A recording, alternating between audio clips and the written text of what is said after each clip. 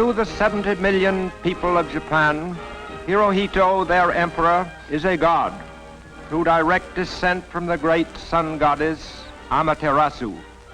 They believe that he personally owns Japan, its land, its resources, and even themselves.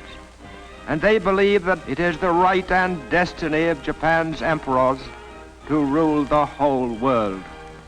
To bring about the fulfillment of this destiny and to destroy all nations and peoples which stand in the way of its fulfillment is the sacred duty of Japan's Army and Navy. The Army of Japan is a well-trained, sternly disciplined force of fanatics steeled to reckless courage by a primitive moral code which assures to every man who dies in battle an immortal life among the Shinto gods.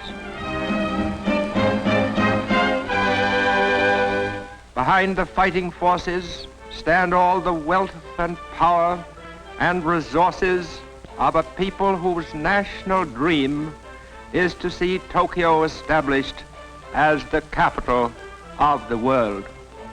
From Tokyo, the Japanese have for over 11 years been carrying on one long, uninterrupted war. Again and again, Western economists have predicted that Japan's economy must soon collapse. But Japan is stronger today than ever before in its history. An adaptable people, the Japanese have made good use of the inventions and conveniences of the Western world, which might fit in with the plan for world conquest, which is their national obsession. Non-essential industries in Japan have been all but wiped out, for the empire has recognized but one need, the need for the materials of war. Efforts to hold down prices have failed, and inflation has decreased the purchasing power of the yen. Japan's gold supply is carefully hoarded, no longer forms a basis for her money, but Tokyo's bankers see their turn coming later, when Japan begins exploiting the lands it has conquered. Most eagerly sought securities on the Tokyo Stock Exchange are the shares of government-controlled corporations set up to develop the gold and iron and timber of the Philippines, the abundant rubber and tin of Malaya, the oil and quinine of the Dutch East Indies, all the raw materials needed to make Japan self-sufficient in a war which many of its leaders believe may last a century. Never an inventive or creative people, the Japanese have always depended on the scientific and industrial knowledge of the Western world. And now that they are at war with Britain and the United States, they find their chief source from which to borrow fast-changing production techniques in Nazi Germany.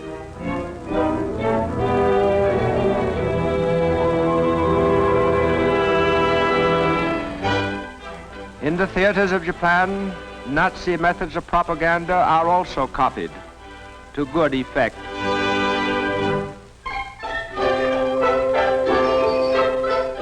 The Nazi concept of total war is highly satisfying to the Japanese mind, for throughout its modern history, Japan has been a totalitarian state preparing for total war.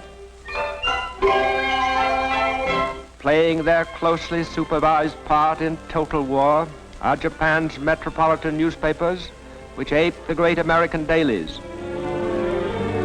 Before a stick of type can be set, it must be approved by the Army, the Navy, the police, and the Foreign Office. No story or editorial, no picture or cartoon may be printed which opposes the concept of a Japanese-ruled world. Thus, to the Japanese reading public, The progress of their holy war is an unbroken succession of triumphs. Every disaster becomes a victory, and all news is good news. For every channel of public information is being used to impress upon Japan's people that the war is proceeding according to a divinely guided plan, and that the people's part is merely to double and redouble their sacrifices on behalf of the emperor and of their sons and fathers away at the front. Greatest single source of Japan's fighting men is its peasant population, long used to hard work and self-denial. Toiling from before dawn to long after sunset, the farm family accepts hard work and squalor with the unfeeling stoicism of a disciplined race.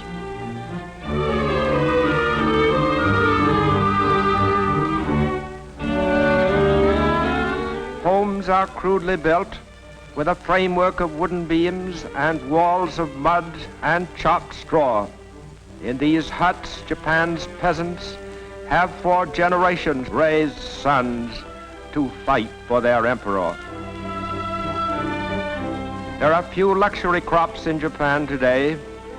Practically everything has been replaced by crops which give the greatest nourishment. All grain and rice belong to the state. The whole crop is bought by the government at a price just high enough to keep the peasant alive and working.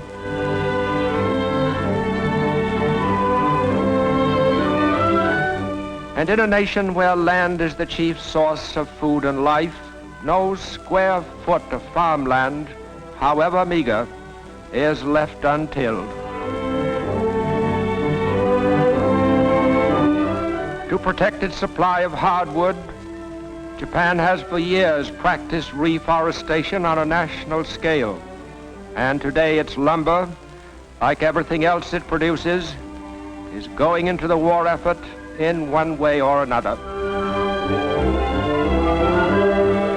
To make sure that on the farm not an hour is spent in idleness, no material is wasted. Every rural community produces useful handicrafts.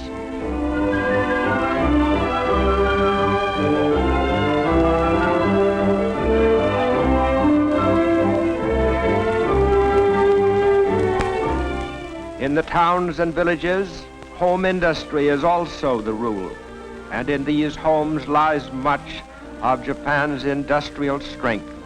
With each home a miniature factory, the nation's total production is almost beyond estimate.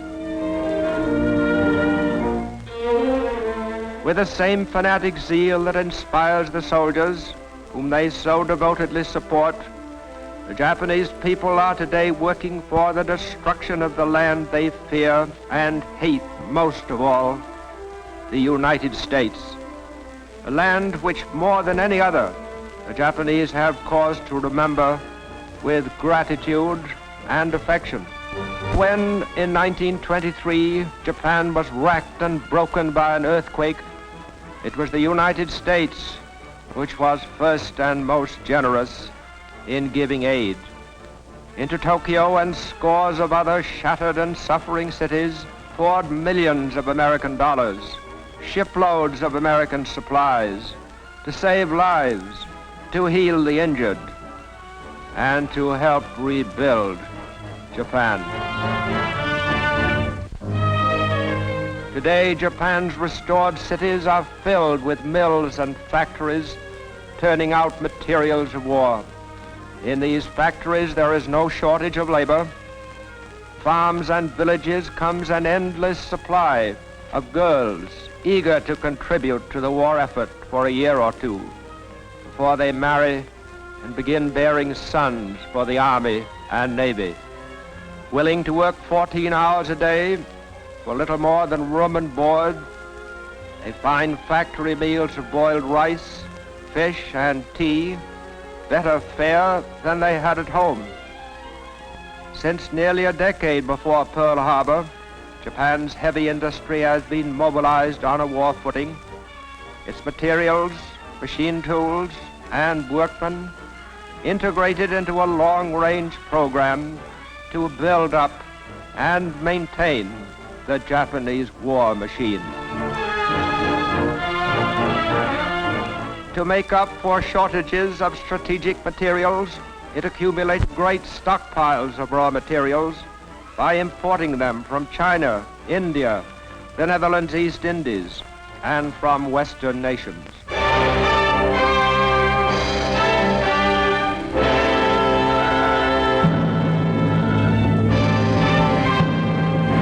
Japan's state religion is Shintoism, which teaches that Japan is a heavenly land, protected by their gods, who have even taken the form of a divine wind, which scattered and confounded enemy fleets. Shinto gods exist in rocks, trees, and rivers, and even the souls of men who have died for their emperor are worshipped as minor gods.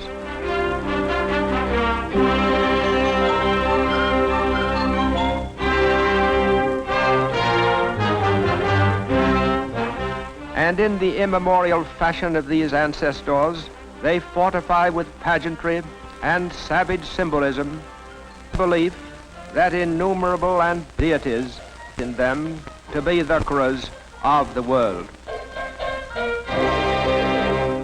Early in life, Japanese school children learn to feel the proper reverence for national heroes, for by implanting such devotion, the empire is assured of a youth imbued with fanatical courage and militarist ideals.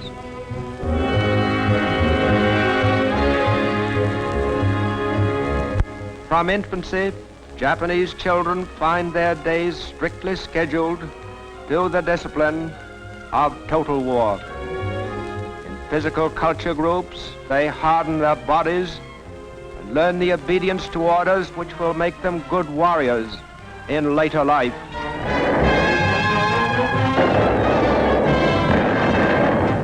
By wreaking pitiless destruction upon unarmed cities and their helpless people, and by slaughtering all those who stand in Japan's way, the young Japanese will win honor and grace in the sight of his gods. For they have decreed that it is Japan's destiny to achieve mastery over the whole world, to bring to all peoples the blessings of the samurai code.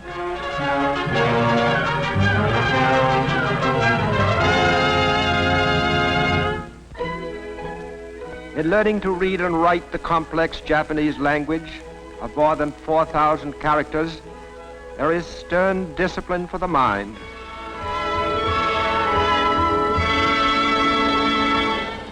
Never are they allowed to forget that the way of Japan is the way of the warrior, and that modern weapons of war are as glorious as the samurai swords with which their ancestors won honor and immortality. To the Japanese child, these are not mere planes and ships, but symbols of the conquering might of his august emperor. As he grows older, the future Japanese soldier devotes a large part of his time to the study of warfare. He learns to submerge his individuality in mass drills and maneuvers, which teach him the fundamentals of the life he will soon lead.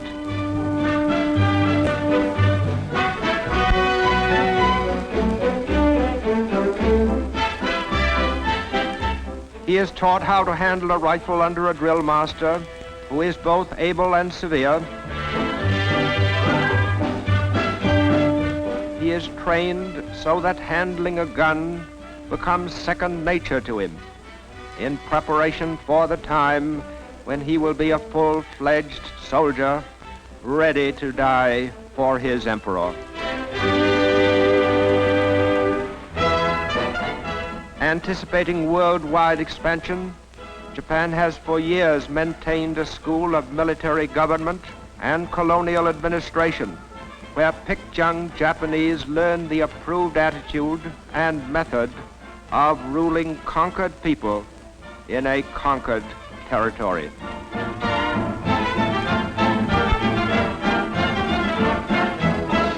The Emperor's future Gauleiters lead a Spartan existence, become used to the simple rations which be their lot until the day of final victory.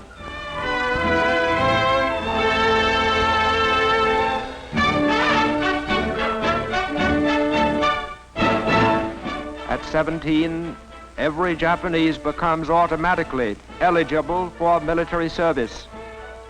And on his induction into the army, his years of military training and ingrained discipline begin to serve the nation.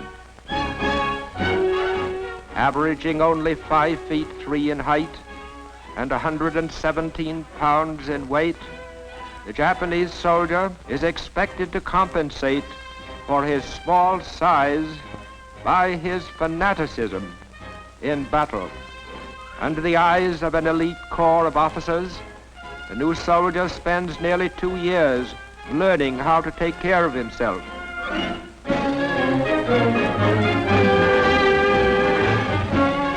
And it is a matter of pride with each Japanese soldier that he conform to the accepted pattern.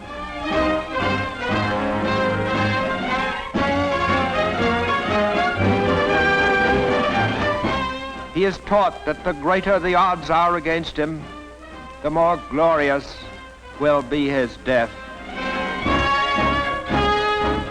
Building on this foundation of the will to conquer, the Japanese have made good use of the offensive spirit which inspires their people.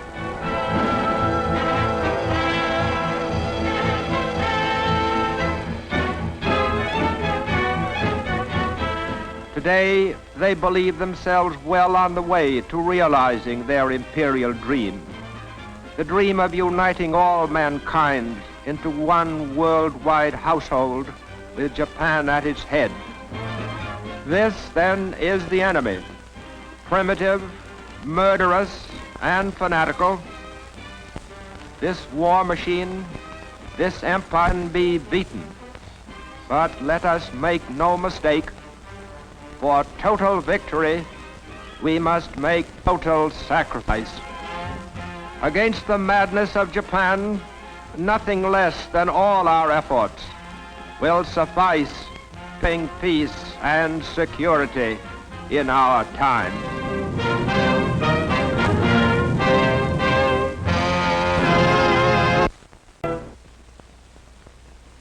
You are about to see the second of 3 films which have been made to help us size up our enemy, Japan. To beat the Japanese and to do the job thoroughly, we have got to understand them thoroughly. The Japanese are not easy to know.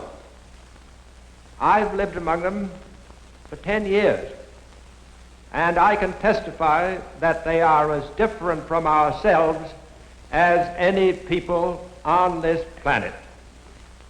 The real difference is in their minds. You cannot measure Japanese sense of logic by any Western yardstick. Their weapons are modern, their thinking 2,000 years out of date.